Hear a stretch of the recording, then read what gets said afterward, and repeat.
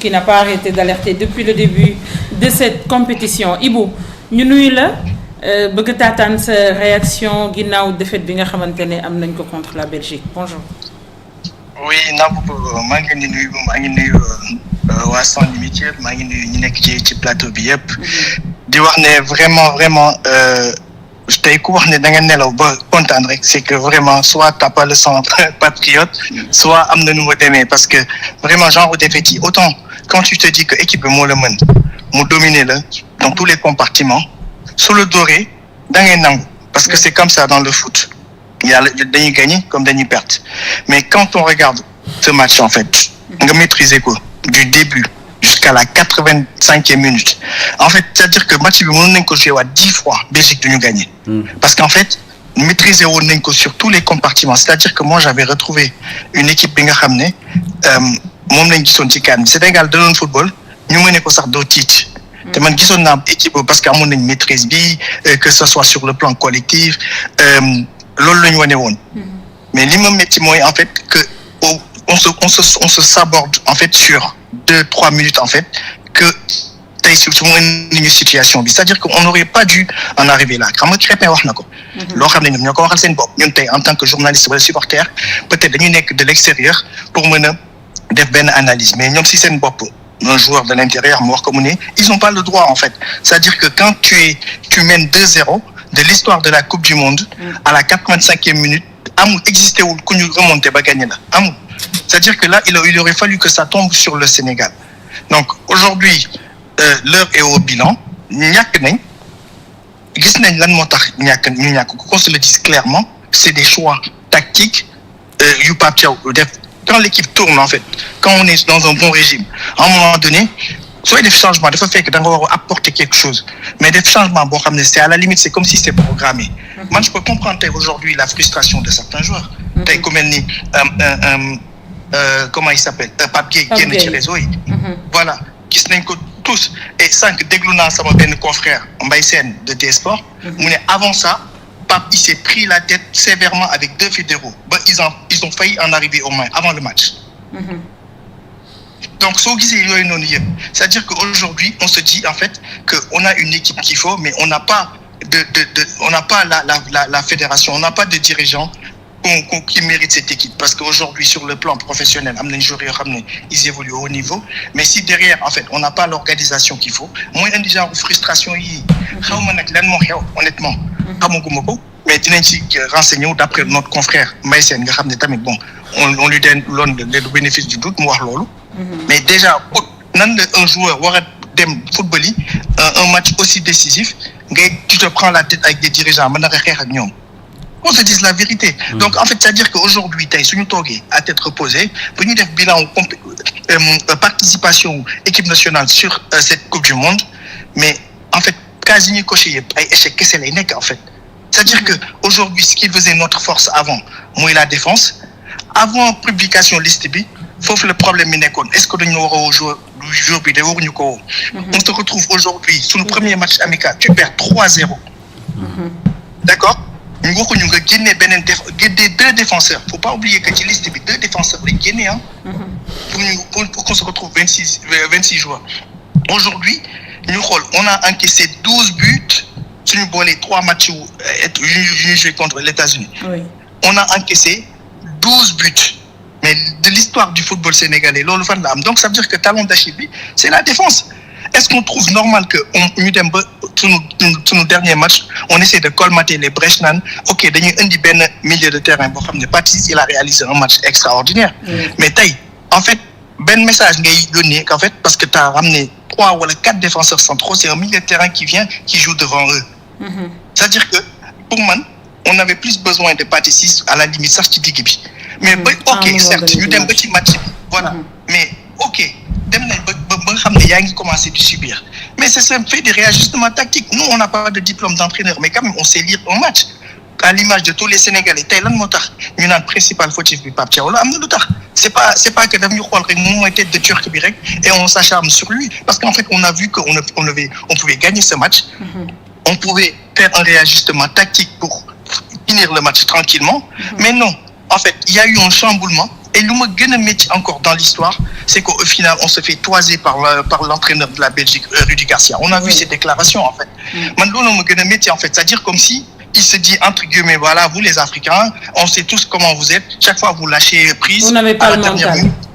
Mais c'est exactement non lecture pour là, en fait, c'est-à-dire que pour l'équipe nationale du Sénégal,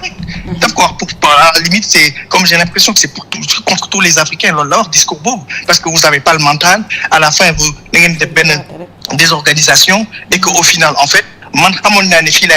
oui, c'est bien facile de décrypter un match à la fin quand tu as gagné. Mais pour moi, là, c'est un manque d'humilité. Et l'olivier plan de franchement, moi, Pape Thiaw et tout le staff. Donc, aujourd'hui, l'heure est au bilan. Si nous à tête reposée, on va situer les responsabilités. Parce que l'équipe, il y a des problèmes. Nous avons beaucoup de voir parce que nous sommes en pleine compétition pour ne pas dire qu'on déstabilise l'équipe ou quoi que ce soit. Mais Taïdi, on situe les responsabilités et que chacun prenne ses responsabilités, d'accord? Parce que nous continuer, sinon on va droit dans le mur. C'est-à-dire que pas de mon de Taïwan. On s'attend à ce que d'ici quelques jours, il y a un jour qui est noir. Mais là, il y a cacophonie pour l'indique. Donc, il faudra qu'on situe les responsabilités pour qu'on puisse, se projeter vers l'avenir parce qu'il y a des échéances qui arrivent assez rapidement. Oui. Ok, on sort d'une défaite, ça c'est sûr, on sort d'un échec, mais il y a d'autres échéances à venir. Il y a les éliminatoires de la prochaine CAN, il y a les éliminatoires de la prochaine Coupe du Monde qui arrivent assez rapidement. Et je pense qu'on n'a pas le temps aujourd'hui de tergiverser parce que sinon, on va droit dans le mur. Et il y a d'autres problématiques qui ont ramené aussi, c'est en attente. Parce qu'il ne faut pas oublier que l'histoire de la présidence de la Fédé, Mungitas, son point de vue. Donc ça veut dire qu'aujourd'hui, moi je vois des lendemains très sombres sur une continuité. Donc il faut faire le bilan, situer les responsabilités. Parce que, encore une fois, nous, au niveau du Sénégal, on ne situe pas les responsabilités. On a vu les Pays-Bas, l'entraîneur dafa démissionner parce que échec dafa échec parce que tay amul leneen luñu mëna wax ludul échec en fait quand on score comme ça quand tu mènes 2-0 et que tu perds à la dernière minute pour moi amul leneen ludul échec qu'on prenne les responsabilités qu'on situe les responsabilités et puis qu'on essaie d'avancer parce que sinon on va droit dans le mur. D'accord yag nañu wax ci football bala ma lay bayyi ben moment ñu daan jël ay entraîneurs yo xamantene ci yeneen nationalité lañuy am à un moment donné sénégalais yi fippu né nañ ñu jox ay entraîneurs locaux yi nga xamantene ñom fi lañ nekk ñu commencé ak Aliou Cissé ça a bien ça n'avait pas bien débuté mais à un moment donné jox nañu CAN après problème yi ñëw et tout ñu indi Pape Thiaw ñu né nañ ko essayer ñu am Coupe d'Afrique qu'est-ce qu'il faut pour équipe bi dox ak naka lañu wara dérouler pour le reste ak suñu cadre yi nga xamantene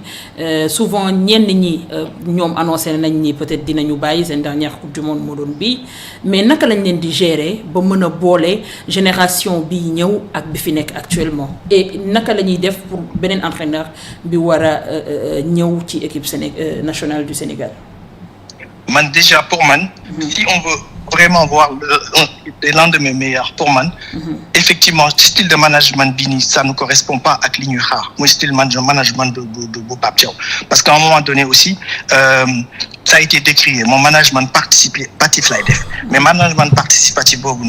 ça peut fonctionner si tes cadres en fait savent répondre sur le terrain et ça n'a pas été le cas sur cette Coupe du Monde. Donc, cadres ont été plus ou moins défaillants. Aujourd'hui, on te parle de moi. Edouard Mendy, il a fait une excellente Coupe du Monde, qu'on se le dise. Mais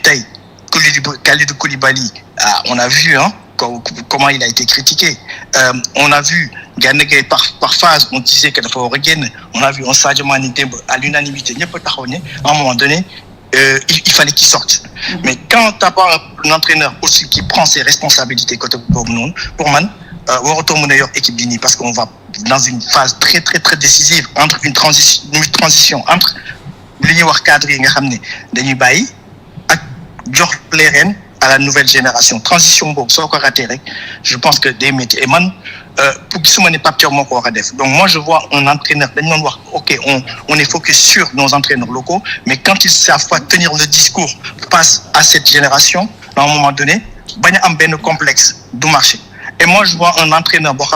on me dira ok dans les développés ou quoi que ce soit, mais qu'on aille le chercher parce que peut-être ça parfois lolo donne talon d'Achille am looloo doon problématique am ak club yi muy jaar muy un Habib Beye. Habib Beye pour man c'est-à-dire que c'est un entraîneur boo xam ne si tu es performant tu joues. C'est tout fi ancienne génération c'est tout fi un jeune joueur et cetera li muy teg en priorité c'est la constance et nu mu tudd nga mën a progresser ba pare di ko jox li mu bëgg. Ça a été son problème avec les cadres à Rennes, ça a été son problème avec Marseille parce que lui il ne met que des joueurs qui le méritent. Et je pense qu'aujourd'hui tey si suñu fédération bi ak suñu équipe bi nii loolu la ñu soxla. Et man man si c'était j'avais le choix. Il vient d'être viré de l'Olympique de Marseille. Man dama koy dem jëli. Au moins si phase bi ñu nekk nii ñoom entraîneur boo xam ne en fait il va peut-être mettre en place benn système de jeu boo xam ne il ne va cocher la case que de la performance et rien que de la performance du xool tour du xool hiérarchie du xool expérience. du xool antécédent déedéet si t'es performant mais est-ce que jële fi coach kese dina régler le problème parce qu'il s'agit d'un staff technique am na ñeneen ak ñeneen ñoo xamante ne ñu ngi ci biir est-ce que booy dindi nga dindi le coach rek est-ce que doo dindi benn partie wu problème bi bàyyi ñeneen ñi nga xam ni à tout moment peut-être mën nañu yàqal beneen coach bi ngay indi. xam nga aujourd'hui dañu nekk ci lépp li fédération ils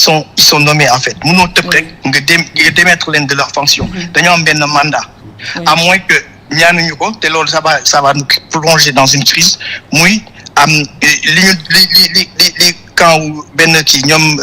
un des perdants mooy à la course à la tête mooy ñu quand maa di yóbbu woon TAS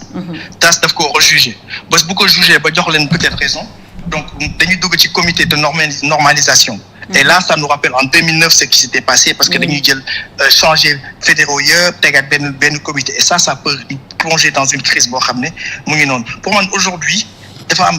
fédération ay membres élus lañ mënoo xëy rek nga ne leen allez vous prenez la porte. Mais nag pour man système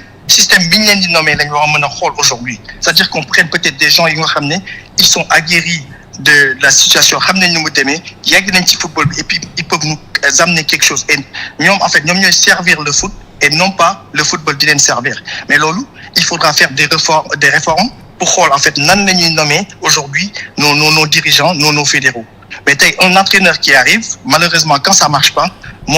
tu fais sauter la tête de l'entraîneur malheureusement c'est comme ça dans le milieu du football mais entraîneur bi moom keneen su ki indi moom dafay ñëw ak staffam bu bees en fait et c'est à lui aussi de dire moi si je signe je veux ça et ça il y a pas d'émission ci samay ci terrain bi man maay jël samay décisions et cetera